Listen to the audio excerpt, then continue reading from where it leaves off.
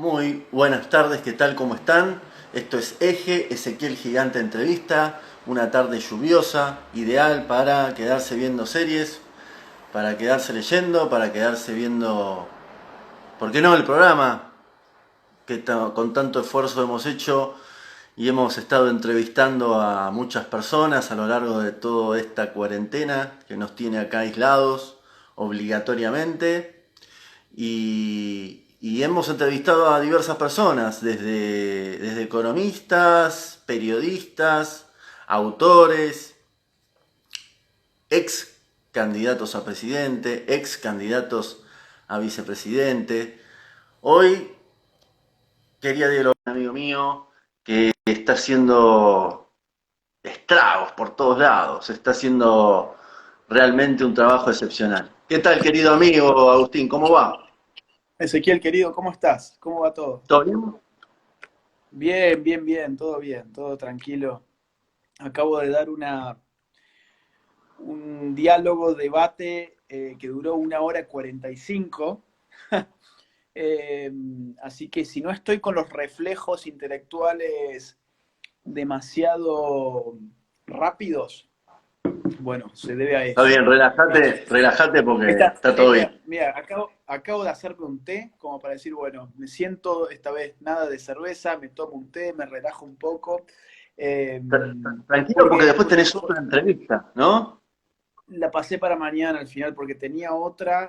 Acá son las 10 son las 10 de la noche. Había pasado otra entrevista para las 11, pero al final la pateé para mañana porque ya estoy bastante cansado. Y esto parece tonto, pero agota un poco. Es decir, hay que mantener la concentración de lo que uno está elaborando.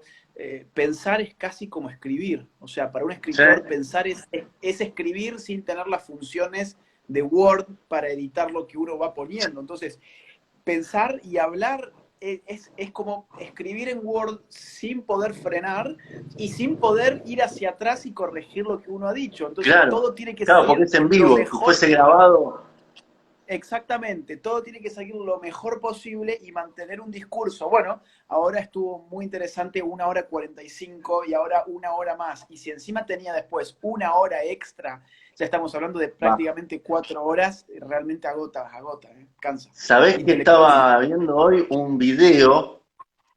En realidad yo lo catalogaría como un video XXX, pero bueno, un video que ustedes tuvieron en la universidad, no sé si fue una universidad en Perú, dialogando con dos, no sé qué eran, por el tema de la ideología de género, ¿no? Donde citan a Wikipedia. O sea, la verdad hicieron los vapulearon porque creo que hay una, y ahora te iba a preguntar sobre eso.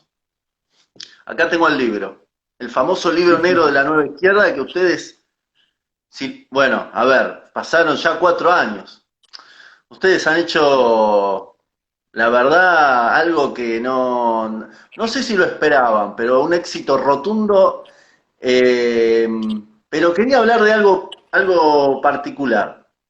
Cuando uno entra en el libro, cuando uno lo analiza bien, nota que la prioridad del libro es defender la libertad de pensamiento, la libertad de expresión, el derecho a los padres a educar a sus hijos, eh, ítems que son claves en el mundo libre, en el liberalismo.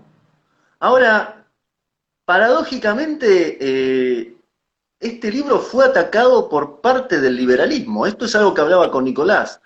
Eh, ¿Vos lo esperabas ese ataque? ¿Te sorprendió? ¿Y qué explicación le das? A ver, lo voy a empalmar con lo que comentaste en tu introducción relativa a ese debate que tuvimos en Perú. Te cuento que fue en la PUC, es decir, en la Pontificia Universidad Católica ¿eh? de Perú, vinculada con el Vaticano, con lo cual, vos fíjate que acá hay dos grandes ataques que uno dice, uy, ¿por qué llegan ataques de estos sectores? Ciertos sectores de la iglesia sobre todo sus universidades, que están totalmente hegemonizadas por las izquierdas. Un caso patente, insisto, quizás el más claro de todos sea la PUC de Perú, donde se hizo el debate, nos jugaron una mala pasada terrible, y el otro gran sector del cual también recibimos varios ataques fue el liberal, efectivamente. Déjame que aborde antes este otro y paso al liberal porque es interesante esa anécdota. Con Nicolás fuimos a debatir. Claro, es interesante esa anécdota porque tiene las dos aristas, digo, una universidad católica vinculada con el Vaticano, por un lado, y por otro lado, contra los que debatimos no eran marxistas, eran liberales. Eran lo que se empezó a llamar en esa época liber progres. ¿Qué pasó?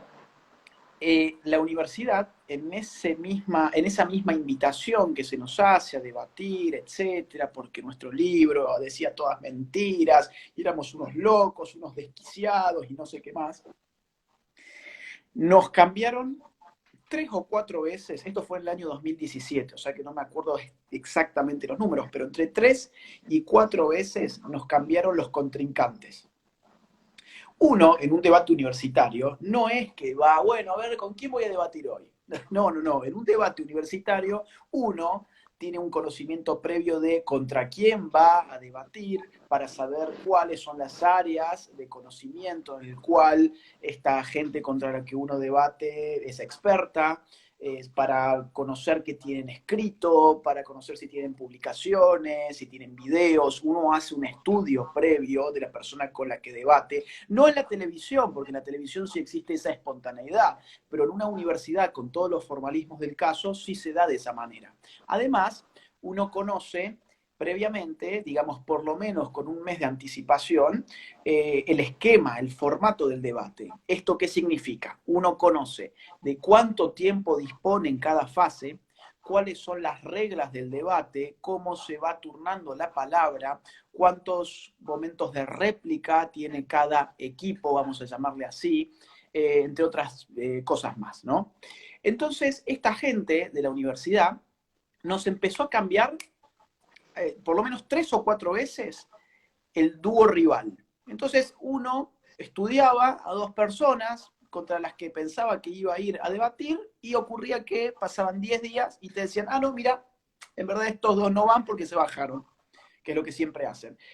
Van a debatir contra estos otros. Bueno, uno se pone a estudiar todo, y estudiar, es buscar los papers, es buscar los artículos, es buscar los libros, las intervenciones que pueda haber tenido esta gente, a qué se dedica, es estudiar. Bueno, uno estudia y a los 10 días otra vez. No, finalmente esta gente tampoco va, así que va esta otra. Y así nos estuvieron cambiando. Pero además nos estuvieron cambiando las reglas. Las reglas se modificaron incluso 24 horas antes del debate. Nos avisan que habían incorporado un reglamento según el cual si uno de los grupos decía algo que ofendiera en términos de género, raza, etnia o nacionalidad, o sea, lo único que importaba ahí era lo del género, obviamente, el resto era chamullo, era humo, ese equipo quedaba automáticamente descalificado de la palabra y el monopolio de la palabra pasaba hacia el otro lado. Y vos decís, a ver, el criterio de la ofensa es tan subjetivo, por eso es que a mí no me gusta, y esto es un paréntesis, la idea del respeto irrestricto al Al proyecto de vida del prójimo. Claro, porque no es un criterio objetivo, es un criterio que depende de la idea de si yo falto el respeto o no, que en última instancia está ligado a si yo ofendo o no. Y esta gente estaba usando eso. Si alguien acá dice algo que ofende a un colectivo por razones de esto, de género, de nación, de etnia, bla, bla, bla, queda descalificado, pierde el debate y la palabra pasa monopólicamente para los otros. Perdón que me extienda con esto porque es interesante para que la gente sepa del otro lado cómo es un debate, ¿no? Porque la gente ve... qué sé yo, ve la punta del iceberg. La punta del iceberg. Exactamente, ve la punta del iceberg y ve un episodio que puede durar 5 minutos de un recorte, además de algo en un video de YouTube. Pero antes hay toda una preparación que uno lo lleva adelante así. Nos cambian las reglas y nos cambian a último momento, también 24 horas antes, el eje temático.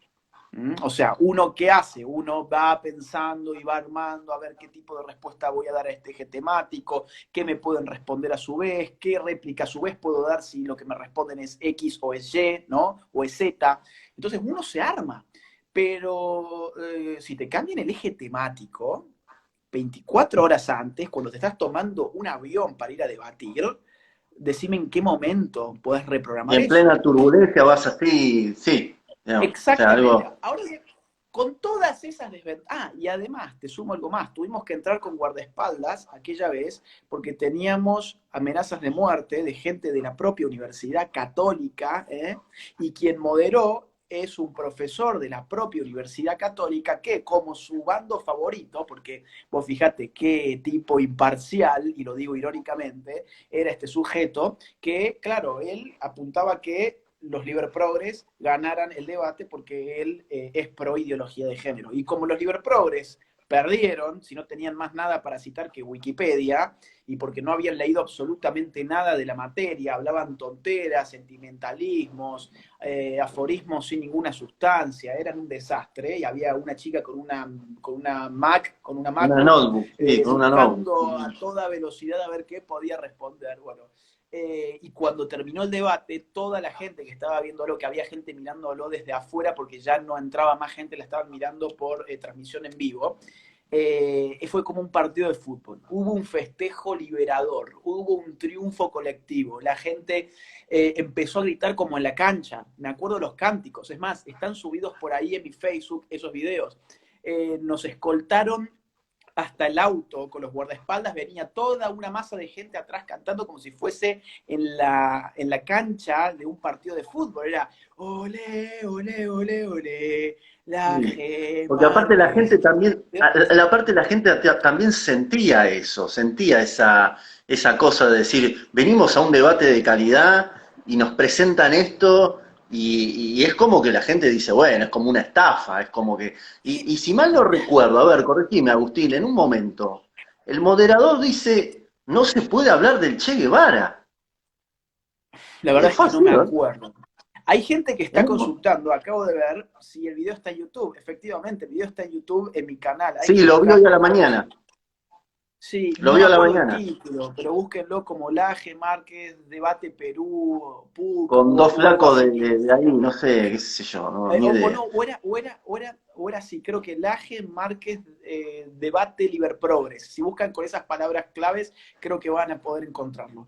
Pero yo creo que además había un grito de liberación, porque toda esta gente que va a estudiar a esta universidad venía siendo oprimida sistemáticamente con las cuestiones de género, y vieron cómo, jugando nosotros de visitantes, les reventamos el discurso a todos estos tránsfugas, a todos estos chantas, a todos estos ladrones, a todos estos intelectuales orgánicos de la burocracia, que lo único que hacen es llenarse los bolsillos con su sueldo enseñando estupideces. Entonces fue un grito de liberación. Pero lo interesante, y por qué me explayo con esto, es porque tu pregunta apunta a si yo esperaba que cierto sector del liberalismo estuviera en contra de esto, o no.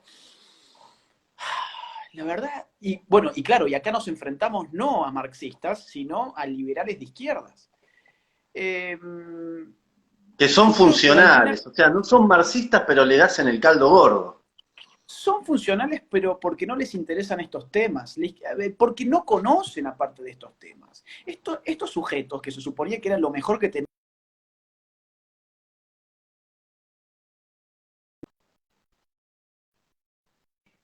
te fue. ¿Sí? A mí, No, yo a estoy mí se me acá, ¿eh? escucha. Ah, ok, Sí, ok, sí, yo ok. te escucho. Estos sujetos no tenían idea ni de las teorías contemporáneas del género, no habían leído Judith Butler, no sabían nada ni siquiera de textos más anteriores como El segundo sexo de Simone de Beauvoir, no conocían las teorías de la CLO, no conocían, por ejemplo, Eros y civilización de Herbert Marcuse, no conocían el freudo-marxismo de Wilhelm Reich, no, nada, ellos hablaban, pero porque desde el puro sentimentalismo, y eso que se supone que son académicos, intelectuales del liberalismo, obviamente de Perú. Entonces, a ver, yo sí me esperaba de alguna forma un ataque, no tan despiadado, no tan despiadado como el que sufrimos. Yo no voy a dar nombres, no voy a contar demasiado. Hay muchas cosas que se podrían decir sobre esto, Ezequiel. Yo la verdad es que no quiero mandar a No, nadie al yo, a ver, frente. yo sin ser autor, fui el que a través de las redes y a través de, me agarré con muchísimos. No tengo ningún problema. Yo fui el presentador, además, no tengo problema en agarrarme. A ver, Pero porque no, me parecía muy injusto, porque el argumento, si vos escuchás el argumento, es porque no leyó el libro. bueno, Sencillamente no. pero antes, sí, antes de ir a ese punto, yo te digo, antes de que el libro salga, antes de que se imprima, nuestro editor recibió una cierta presión de gente del ambiente, gente que pesa fuerte en el ambiente, gente de fundaciones, etcétera. Insisto, no voy a dar nombres, pero gente que le fue a pedir que no nos publique el libro. O sea, vos fíjate cuán liberales son que le van a pedir a un editor que no publique un libro porque a ellos no les gusta y que no conocían todavía ni el contenido. Entonces, ¿sabes cuál es el problema en el fondo? Más allá de que lean el libro o que no lo lean el libro, el tema en el fondo es que yo creo que todo esto tiene una raíz común, que es que el liberalismo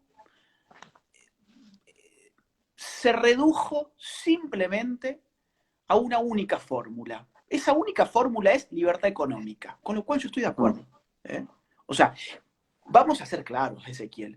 Cuando nos dicen, no, que la libertad es una y entonces apoyamos todas las libertades y que la libertad no se puede reducir a la libertad de mercado, te están vendiendo humo. Te están vendiendo humo porque en verdad la única libertad de la cual hablan cada vez que hablan de libertad, en el 95% de los casos, es libertad económica. No me parece mal, Sí. yo apoyo la libertad económica, pero vos decime, ¿cuánta de esta gente, que no importan ahora los nombres, no importa, cuántos de estos salieron a decir algo cuando a médicos argentinos el Estado les retiraba la matrícula de médicos por no haber querido hacer un aborto? ¿Cuántos de estos salieron a decir algo cuando el Estado oprimía, incluso reprimía a maestros y a maestras de escuelas que se negaban a enseñar ideología de género? Y el Estado obligaba de forma homogeneizante, totalizante para todo, para toda la República Argentina, para todos los colegios, enseñar una única opción, una única forma de concebir lo sexual, que encima era una forma vinculada a la ideología de género. ¿Cuántos han dicho algo cuando INADI aplastó la libertad de expresión de tantas personas, entre otras Babi Echecopar, o si querés, ¿por qué no?, mi propio caso, que yo tengo causas en INADI? ¿Cuándo hemos visto a alguien de toda esta gente pronunciándose sobre, incluso más, yo vi gente que ni siquiera se animó a decir que en el caso del aborto, una legalización implicaba un financiamiento estatal? Muchos sí lo dijeron, Ah, pero porque ahí te o das sea, cuenta ahí que también hasta la libertad económica se va al demonio, porque... lo único, sí, pero ahí te das cuenta. Hubo gente que dijo, no, bueno, el aborto como legal no, porque legalizarlo implica pagarlo entre todos. Otra vez, la libertad reducida a lo económico, pero hubo otros que ni siquiera dijeron eso y apoyaron la lucha del aborto legal, no despenalizado siquiera, legal. Entonces, ¿a qué voy yo? El liberalismo hoy es una fórmula económica. Los que verdaderamente defendemos la libertad en otros campos, como por ejemplo el campo de la libertad de expresión, el campo de la libertad académica, el campo de la libertad de conciencia, el campo de la libertad moral, el campo, por ejemplo, de la libertad religiosa. Digo, ¿cuánta gente también ha sido perseguida y es perseguida actualmente por razones religiosas? ¿Y cuánto se habla de Hoy eso? el católico es un ente antiguo, retrógrado, que pierde su... O sea, yo creo que ahí hay un tema para hablar que es la separación del Estado e Iglesia, pero no te quiero interrumpir, quiero que sigas con el tema No, porque es... cierro la idea. Yo creo que en el fondo el libro negro de la nueva izquierda, yo no sé si es liberal, no me importa eso. A ver, a mí no me importa ser parte de un club, me da igual. O sea, si algunos quieren pensar que soy... Claro, porque acá se da algo bastante raro, que es que los conservadores me acusan de liberal y los liberales me acusan de conservador. Me pasa Entonces, exactamente lo mismo. Sí. ¿sabes qué hago yo? Digo, me importa tres pitos. O sea, para mí las ideas políticas y el trabajo intelectual no están asociados a ser parte de un club. ¿Me querés retirar el carnet de liberal? Me importa tres pitos. Es más, ni siquiera te lo acepto de entrada. ¿Me querés retirar el carnet de neoconservador, de paleoconservador, de conservador o como te guste llamarlo? Retíramelo, ni siquiera te lo voy a aceptar en primera instancia. Yo no soy parte de un club. Entonces, me da igual. Ahora, si vos me decís, el libro ataca la libertad de las personas, ahí ya me pones otro tipo de pregunta. Yo no sé si el libro es No, no, liberal o bueno. no, porque a esta altura ya ni sé qué es el liberalismo, pero dame un minuto que cierro con esto. El libro ataca la libertad de las personas. En ningún momento, en ninguna línea del libro, se reclama al Estado ningún tipo de, digamos, ley coercitiva sobre la moral o sobre los gustos sexuales de las personas. No hay un solo fragmento del libro que diga, por ejemplo, a los transexuales el Estado los tiene que encarcelar, los tiene que multar.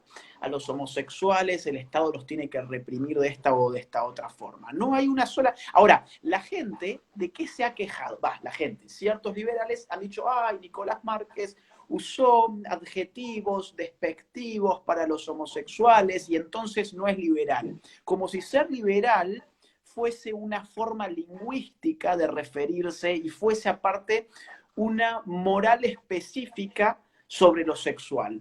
Un liberal no es liberal porque tenga una moral sexual u otra moral sexual. Un liberal, en todo caso, es liberal en la medida en que tiene una concepción reducida del Estado, en la cual el Estado no se mete en los asuntos de los privados mayores de edad. Punto final. Ahora, A ver, si Márquez dice, y Agustín, y nada más privado que la sexualidad de las personas. Nada más privado. efectivamente, efectivamente. Entonces, de hecho, tanto es así que nosotros en el libro somos críticos de una consigna feminista que también es LGBT, que es lo personal es político. Nosotros decimos, cuidado, politizar lo personal significa abrir las puertas del control estatal en la medida en que lo personal se politiza y lo politizado se legisla de alguna forma. Es el input de nuestras leyes, lo politizado, lo politizable.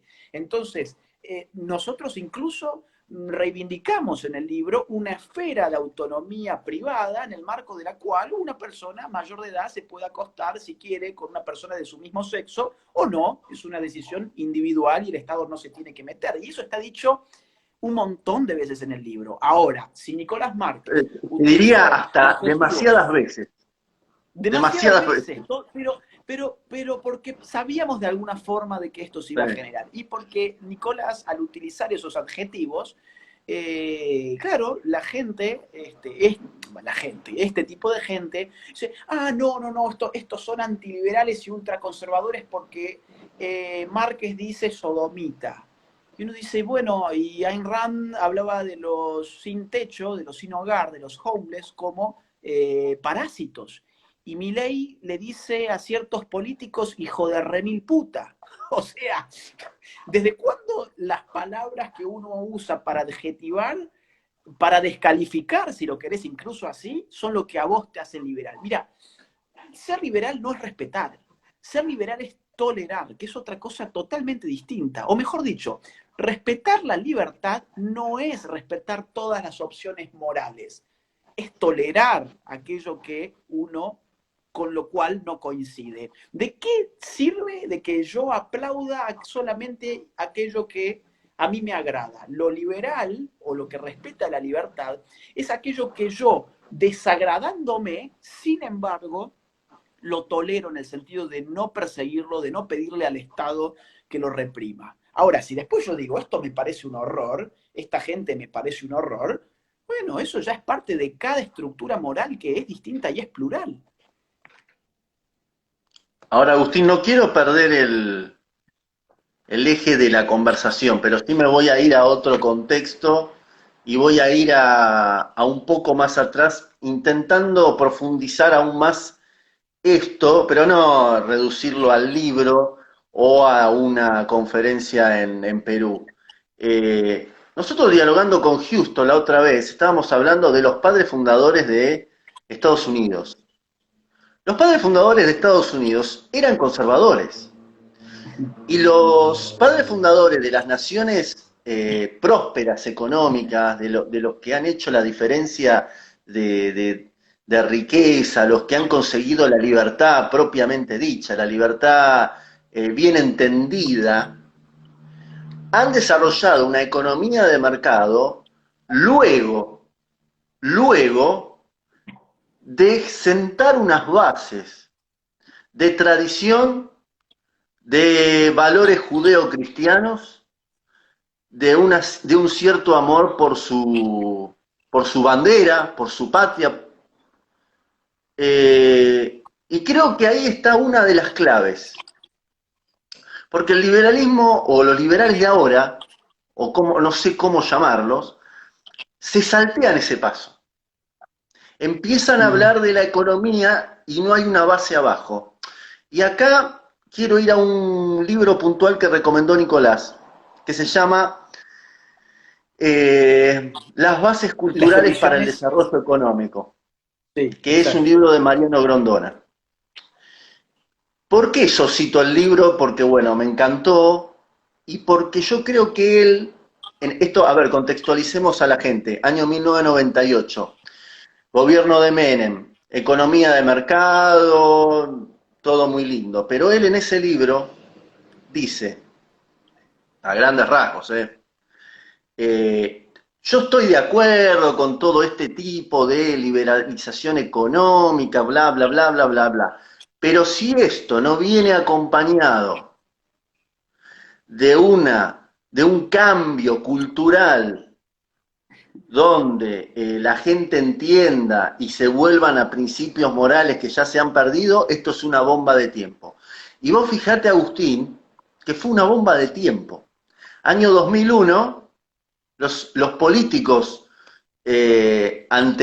hacen un diagnóstico equivocado a propósito, dicen, ¿vieron? El Estado ausente no sirve, genera crisis, hay que agrandar el Estado. Y desde el 2001 hasta el 2002, hasta ahora, es un Estado elefantístico, en economía, en el área que vos quieras, es un Estado elefantístico. O sea, en el error de diagnóstico, vos encontrás una crisis terminal. Y ahí yo creo que entran los liberales también.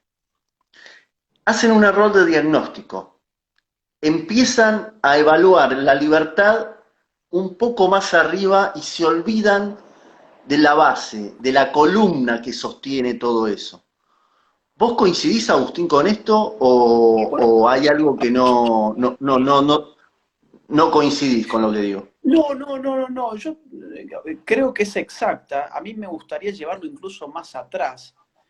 Vos hablabas de los padres fundadores de Estados Unidos. Efectivamente, los padres fundadores de Estados Unidos dan, a, dan lugar a una constitución liberal, como es la de los Estados Unidos, en la cual se inspira la constitución de Alberti, por ejemplo, pero no, la Revolución Americana no es como la Revolución Francesa. La Revolución Francesa, vos sabés mucho de historia, mucho más que yo, así que esto seguramente te va a sonar mucho.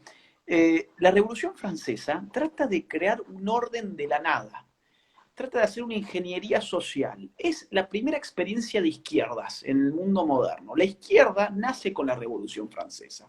Esta idea de poder, con el solo uso de la razón, tirar todo ese cúmulo de ensayo, prueba, error que desemboca en un conjunto de costumbres, formas de vida, instituciones, formaciones sociales, lazos comunitarios, todo eso hay que tirarlo, fe, iglesia, todo eso hay que tirarlo a la basura y hay que crear con nuestra razón un nuevo orden. Eso fue la Revolución Francesa.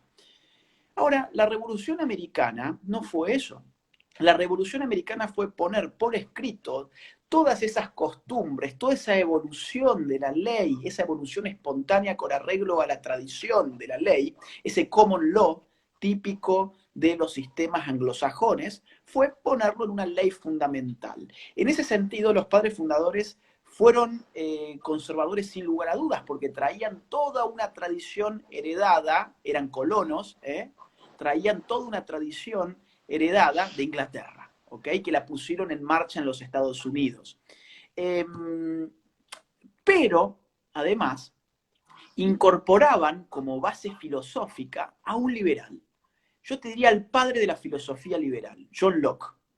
John Locke, padre de la filosofía liberal, es incorporado, está pensado, digamos, aparece constantemente en la Constitución y en la Declaración de Independencia de los Estados Unidos, en ambos documentos. Obviamente en el Federalista, que son los escritos previos, digamos, donde se plantea toda la filosofía política de lo que va a venir. Ahora bien, ¿esto por qué te lo estoy diciendo? ¿Simplemente por hacer historia? No. Precisamente para que te fijes que el origen liberal está bastante comunicado, está muy comunicado con un cierto conservadurismo anglosajón, en este ejemplo, y que además es un origen que no tiene que ver con la esfera de lo económico, sino que el liberalismo nace como filosofía política. El liberalismo con John Locke nace como filosofía política. Te llevo un poquito más adelante. Adam Smith. Adam Smith se lo conoce por ser ¿qué? ¿Por qué lo conoce la gente? Por ser supuestamente... Sí, más aún, por supuestamente ser el padre de la economía liberal. O sea, es el economista. Ahí está. Es el economista por antonomasia, según lo que la gente piensa. Ahora, el tipo nunca se hubiera dicho a sí mismo economista, entre otras cosas porque la economía como ciencia no existía todavía, sino como filósofo moral. Él, de hecho, da más importancia a su obra sobre la filosofía moral, la teoría de los sentimientos morales, que es previa a la obra por la que más lo conocemos nosotros, que es La riqueza de las naciones. Sin embargo, para él mismo, y la obra en la que más trabajó, más reeditó y lo acompañó hasta su tumba, fue la teoría de los sentimientos morales. ¿Qué te quiero decir con esto? Que incluso la vertiente económica del liberalismo en sus orígenes no era económica, sino que era moral, era ética.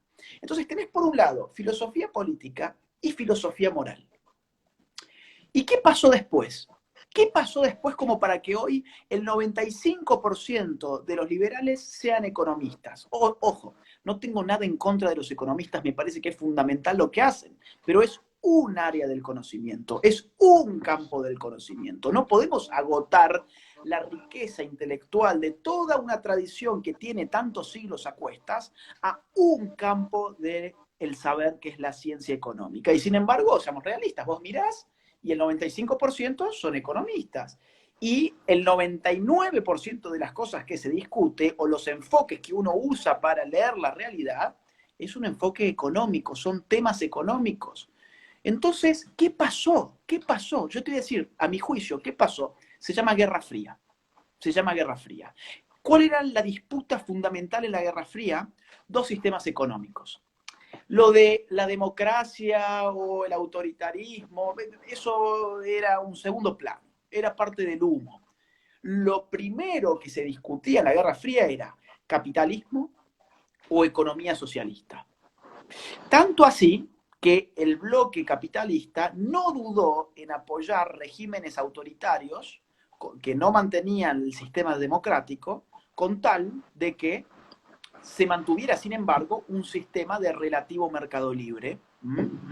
Entonces, todo el intelectualismo liberal se puso al servicio de legitimar intelectualmente un sistema económico. Llámese Milton Friedman, llámese en cierta forma, bueno, algunos nombres de la escuela austríaca, aunque la escuela austríaca es mucho más rica, sin lugar a dudas, porque tiene un campo de saber mucho más amplio, pero lo que hoy discutimos de la escuela austríaca suele ser simplemente cuestiones económicas, que la teoría del valor subjetivo, etcétera, etcétera, ¿no? Entonces, ¿a qué voy con todo esto? Bueno, toda la escuela de Chicago, por ejemplo, digo, toda esa derecha liberal, por un contexto histórico muy claro, desembocó en un economicismo casi totalizante en el cual lo que estaba en disputa era precisamente un sistema económico y por eso tenía algún sentido. Ahora, desde el fin de la Guerra Fría hasta esta parte, por no decir antes también, por no decir desde el 68, por no decir desde el 68, o por no decir incluso desde Escuela de Frankfurt, década del 30, pero bueno, digamos, vamos a poner desde la caída del muro en adelante, lo que está en juego no es la economía socialista o el capitalismo como estaba en ese momento. En todo caso, está en juego más intervención estatal, más socialdemocracia, más apertura de mercado. O sea, hay un juego ahí mucho más reducido que el que estaba antes. Y sin embargo, hay todo un frente de batalla configurado por esa izquierda que se ha dado cuenta que lo económico no es el único asunto que remite y que dirige al poder, sino que lo cultural y lo político son dos esferas que se descuidaron demasiado. Toda esa izquierda desembocó a esas esferas del conocimiento, a la filosofía, a la sociología, a la antropología, al arte, a la estética, a la etnología, a la ciencia política, a las relaciones internacionales, o sea, a un conjunto de saberes de los cuales toda esta otra tradición no conoce ni siquiera lo más elemental. En general, no quiero, pues hay grandes filósofos, digamos, con vida actualmente en el liberalismo. Hay tipos muy interesantes, pero digamos que son en todo caso las excepciones. Así que, muy resumidamente, ese es el recorrido que yo haría desde el comentario que vos inicialmente hiciste. Ujú. Ahora, Agustín, volviendo a... Porque acá, hoy, no sé si vos coincidís. El conservador en España, que es donde estás vos ahora, o el conservador de Argentina, en el statu quo actual, pasa a ser un revolucionario.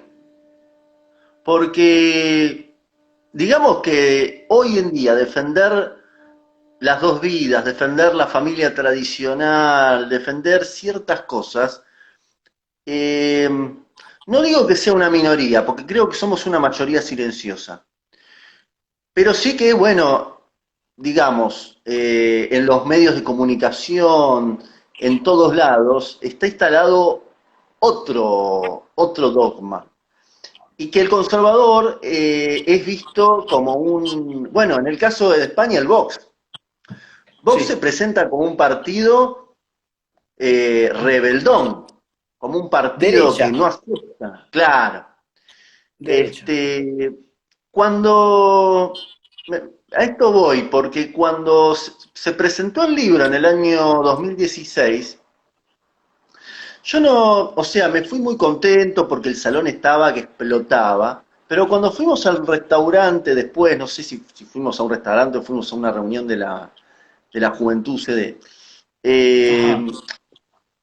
eh, hablábamos de que la mayor, el 95% eran, bueno, como se le dicen ahora, adultos mayores. Sí, sí, sí. Ahora, viste, ahora no se puede decir, bueno, ahora adultos mayores.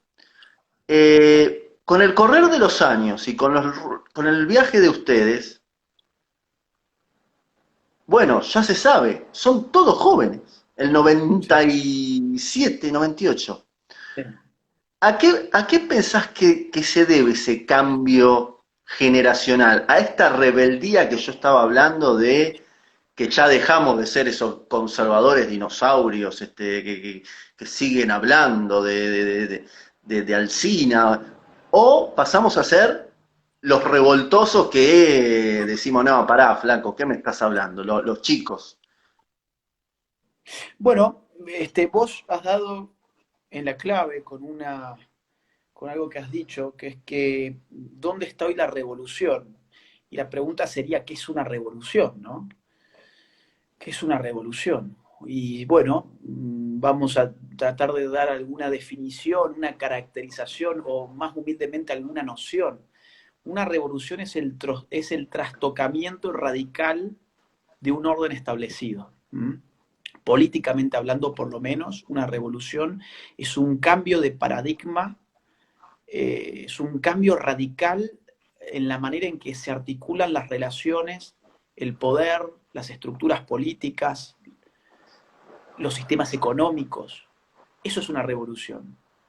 O sea, es un cambio, pero no un cambio social sin más, porque el cambio social puede, digamos, ser de muchos tipos. Es un cambio social radical que trastoca la totalidad. Esa es la revolución. Eso es una revolución. ¿Qué ha sido una revolución? La revolución rusa, por ejemplo. La revolución en Cuba fue una revolución, sí, también fue una revolución, por ejemplo. Hay un trastocamiento no solamente del gobierno en el sentido de cambiar al político que te gobierna, sino cambiar la estructura estatal en su totalidad y reorganizar las relaciones en una sociedad. Eso es una revolución, políticamente hablando por lo menos. Entonces, hoy se da la siguiente paradoja, que es que los conservadores o la derecha, a mí me gusta hablar más sobre la derecha, porque por esto mismo, justamente, entre otras cosas por esto mismo. Yo digo, bueno, a ver, si yo soy como ciertos liberales me acusan, yo soy un supuesto conservador. Y los conservadores me dicen que soy liberal acusándome, ¿no? O sea, tengo un problema de identidad. Tenemos un problema de autopercepción, tenemos que ir Sí. Exactamente. Entonces, digo, si el conservador se caracteriza por conservar un orden establecido, yo hoy veo conservadores que lo último que quieren es conservar el orden vigente. Todo lo contrario, lo que estoy viendo es que la izquierda precisamente es la que hoy quiere conservar un orden vigente. ¿En qué consiste ese orden vigente? En estados elefantiásicos entrometidos en los asuntos económicos de las personas, estados que se arrogan la capacidad de meterse con la educación de tus hijos, de decirte en qué tenés que creer, en qué no tenés que creer, de decirte qué tipo de programa de televisión tenés que financiar en la televisión pública, qué tipo de programa no tenés que financiar, qué tipo de investigación de CONICET tenés que poner tus impuestos para eso. Bueno, todo ese status quo, del cual hay toda una serie de incentivos económicos, lógicamente, es un status quo contra el cual el conservador o la persona de la derecha lucha encarnizadamente y paradójicamente quienes están haciendo todos sus esfuerzos para mantener esas relaciones políticas, económicas y sociales son precisamente los progres, las personas de izquierdas. Con lo cual yo te diría, la derecha hoy es mucho más revolucionaria que la izquierda, es mucho más revolucionaria, y acá aplica un viejo chiste que es el siguiente. Decía así, ¿no? Antes se decía así por lo menos, si a los 20 años no sos de izquierda es que no tenés corazón, y si a los 40 años seguís siendo de izquierda es que no tenés cerebro. Vos me conocés hace muchos años a mí, desde que tenía 20, y sabrás que yo nunca tuve corazón. O sea, jamás fui de izquierdas.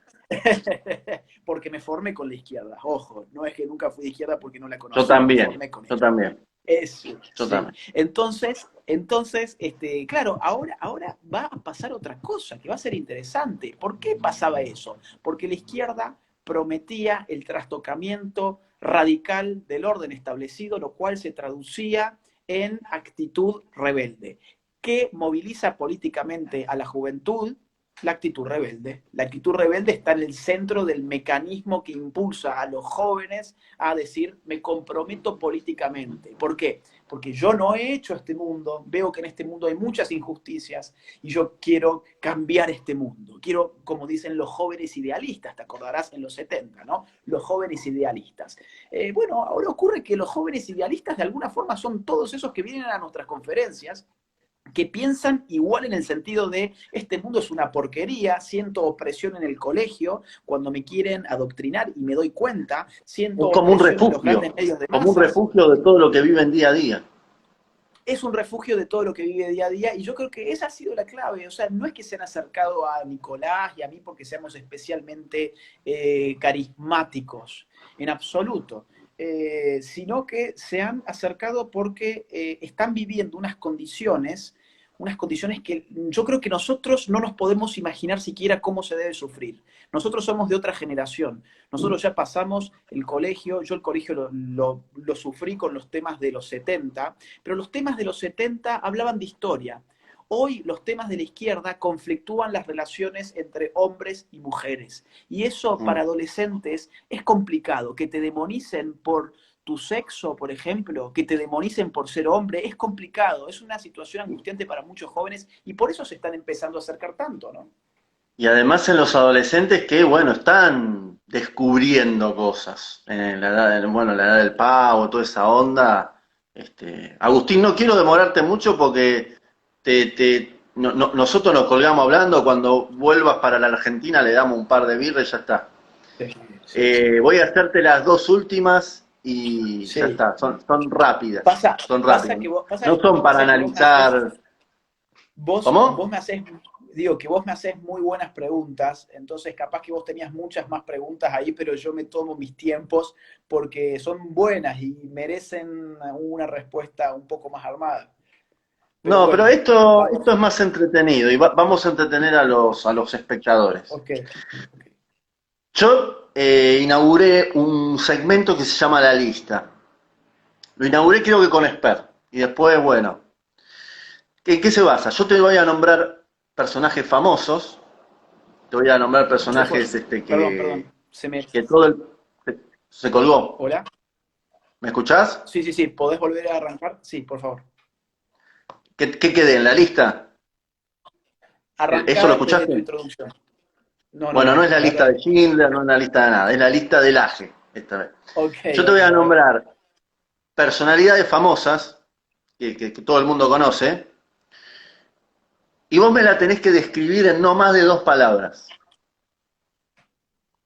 Un Uf. genio, un, bueno, calificativo, libertad de expresión y respuesta en Ezequiel Gigante Entrevista. Ok, ¿Arrancamos? dale, arrancamos, dale. Muy bueno. Te No soy bueno para el estas primero cosas, es pero una... dale.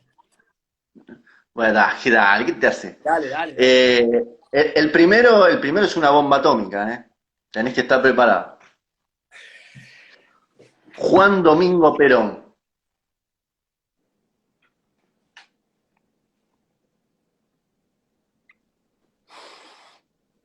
Ah, encima vos me pedís dos palabras. Ujú, y ahí está la trampa.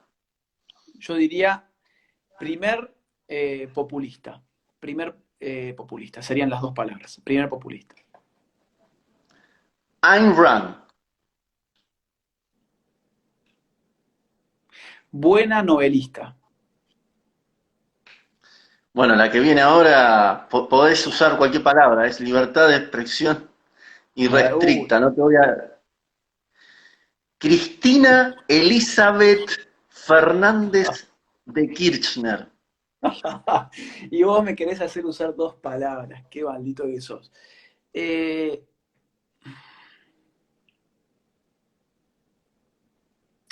saqueo, delincuencia. Perdón, Saqueo, saqueo, coma, delincuencia. saqueo, coma, decadencia.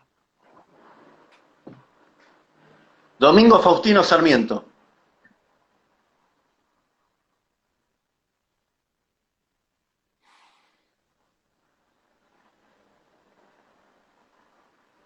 Educación, coma, cultura. Donald Trump.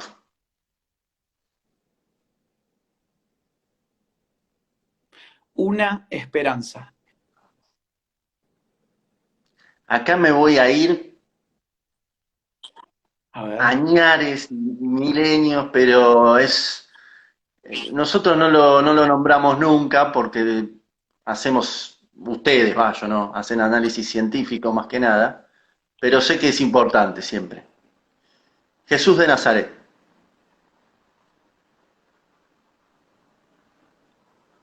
Mi Dios. Bueno, acá me voy adelante y no tiene mucho que ver. Jorge Bergoglio. Esta es la. Esta es la más difícil. Esta es la más difícil. Y acá va a haber mucha gente que se va a enojar. No te creas. Ah, no sé. Sí, es cierto, es cierto. Vamos a ver. Déjame pensar un ¿Cómo segundo, por no? ¿Cómo favor. no? Yo estoy acá con mi Coca-Cola, feliz de la vida, la gaseosa capitalista por excelencia, no hay ningún apuro.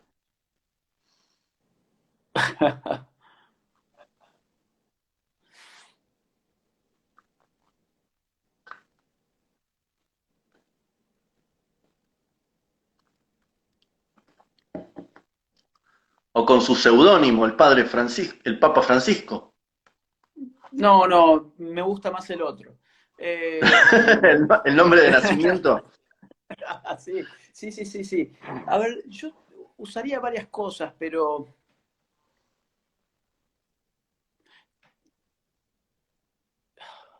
puedo usar, a ver, uso dos primero y después otras dos, pero están separadas. Son dos tipos de respuesta distintas. Bueno, no, una sola.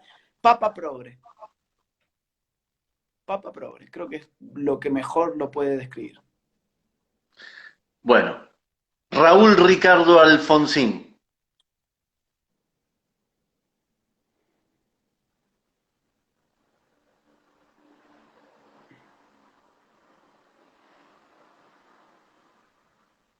Zurdo nefasto. Es de lo peor que ha tenido la Argentina porque se lo considera bien, así que a ese hay que pegarle más que a nadie. Habría que hacer un libro de Alfonsín. Sí, Bueno, Nico viene Márquez una tendría que amiga, hacer. viene una amiga tuya, Jasmine Stewart. Ah, pero sí, en verdad no la tengo muy bien ubicada, te tengo que decir. ¿Es la Bueno, que se pero vive vivís drogada? hablando con Ah, no, ella, no, se no. tiran flores todo el tiempo. Sí, pero porque me aparece por Twitter. Yo no sé ni en dónde trabajó. Es más, creo que es actriz o es modelo o es las dos cosas, Es, ¿no? es actriz, es actriz. Sí, sí, sí, sí, sí, a mí me aparecen estas estúpidas por Twitter, pero no significa, y cuando yo les respondo no significa que yo tenga muy claro quiénes son, ¿eh? Como no miro televisión, tampoco sé muy bien. Bueno, pertenece al Pero era, colectivo de actrices argentinas. sí, sí, sí, sí. A ver, y qué, digamos, tengo que darte dos palabras sobre ella. Claro, lo mismo que lo hacías Ah, con ok, otros. ok, Faltan dos ok. horas. Ah, pero me hubieses puesto una que yo conocía más que era Dolores Fonsi. Pero bueno, Bueno, dale, no, no, no, no, no, pará. Dolores Fonsi, es lo mismo, bueno. a ver, bueno, son, Dolores Fonsi. son, son iguales. A ver, voy a tomar ambas. Jasmine Stewart, le voy a poner eh, Bruta, por un lado, que es más, Chinda Brandolino se la comió en un debate de la tele, ahora que, Parecido bueno, a ya se ustedes fue. con los del Perú, más o menos, sí.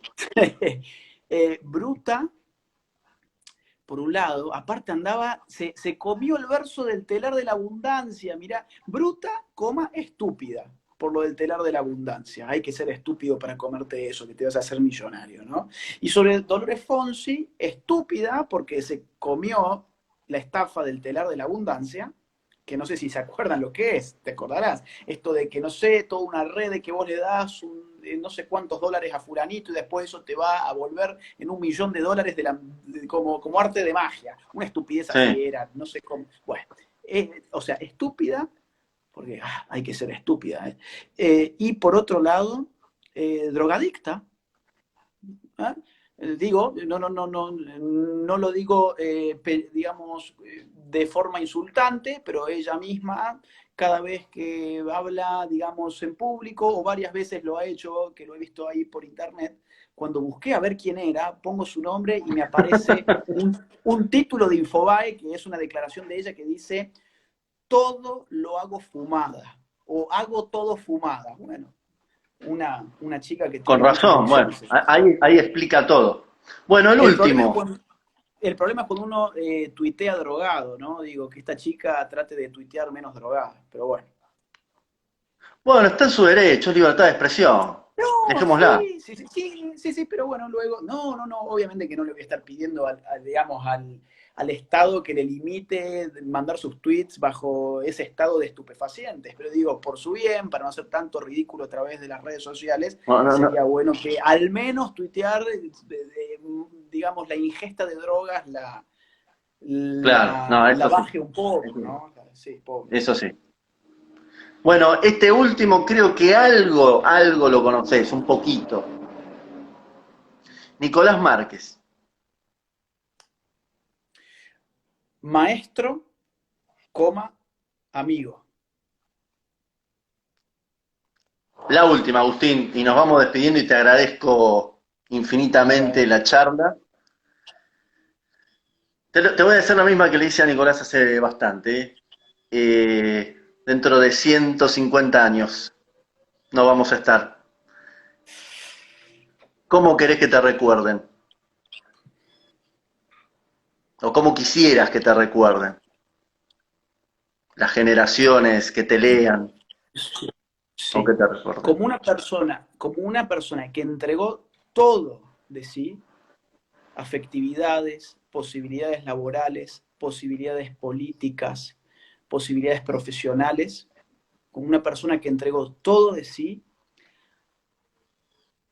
al, a la tarea de poder pensar no solamente por el propio conocimiento, sino por un conocimiento puesto al servicio de un proyecto político noble como el de generar una nueva derecha, no solamente en Argentina, sino por lo menos en el mundo hispanohablante. Esa sería mi mayor aspiración. Una persona que entregó todo de sí al ejercicio intelectual, al ejercicio del pensar, no por el pensar mismo, sino por el pensar puesto a disposición de un proyecto político noble como es el de la configuración de una nueva derecha en un mundo donde la izquierda ha hegemonizado absolutamente todo rincón cultural, todo rincón político, todo rincón social. Así que creo que esa sería la aspiración. Querido Agustín, te agradezco enormemente. Anda a descansar, porque ya te Tengo lo que cenar mereces. ahora. Bueno, Sí, tengo que cená cenar y... ¿Qué hora y es te allá? cuento, sigo, acá son las 11 menos 3 minutos, tengo que cenar, estoy muerto de hambre, pasa que vengo de la otra entrevista, y después tengo que seguir con la tesis, así que sigo con mi amigo Foucault. Te dejo a vos como y me Oh, pongo con Foucault. A chao. seguir con la Suerte. tesis. Suerte Bueno, viejo. que no te convenza de legalizar la pedofilia ni nada de eso. Mira, esto da para otro vivo y yo ya sé que esto ya se nos acaba, pero vos sabés muy bien porque No, no. has seguido los pasos del libro negro, nos has seguido. Si el libro negro a mí por lo menos me generó un estudio bastante sistemático de Gramsci, yo a Gramsci le di 3 años, 3 o 4 años de mi vida se los di a Gramsci, estudiándolo. ¿Por qué? Porque estaba seguro que era parte de la clave del éxito de la izquierda y quería aprender qué podemos usar de Gramsci para la derecha. Ahora pienso dedicarle a Foucault también unos 3 años, 3 o 4 años de estudio, porque es la otra pata de la clave del éxito de la nueva izquierda, y vamos a ver qué puedo agarrar de ahí para usarlo para una nueva derecha. No te olvides, y cierro con esto, que un montón de categorías que hoy utiliza la derecha provienen de Gramsci. Y eso no digo que sea por mí, ¿eh? En Francia también lo hicieron otros tipos de intelectuales como Alain de Benoit, por ejemplo. Pero mucho de lo que hoy se habla son puros términos gramscianos. Hegemonía, lucha cultural, batalla cultural, intelectuales orgánicos, intelectuales tradicionales. Todos estos conceptos que tan familiares nos resultan vienen de Gramsci. A ver qué podemos incorporar de Foucault. Y bueno, hay que usar un poco también las armas de ellos, porque algo de Esa es la resultado idea. dieron. Algo Esa de es la idea, resultado dieron. efectivamente. Bueno, Efectivamente. Agustín, hasta la próxima. Eternamente agradecido y bueno, volvé pronto cuando termine este apocalipsis o este pseudo apocalipsis. Nos vemos pronto. Abrazo grande y gracias a todos los que estuvieron del otro lado. Fuerte abrazo. Abrazo, Agustín, nos vemos. Chao, chao.